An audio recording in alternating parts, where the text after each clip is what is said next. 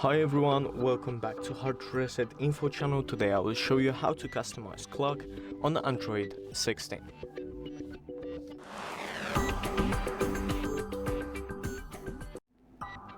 So as you guys see, I have my phone on the table. It's a Google Pixel, and I'm going to press on the lock screen, then click customize lock screen, unlock your phone, and then click color, clock, color or size. Then you can switch between all the colors, or you can click between the size, a dynamic or a small one, and you can even change the brightness of the clock. And as you see, that's it. Thank you guys for watching this video. I hope you guys enjoyed. Leave a like again, subscribe, and see you guys in the next one.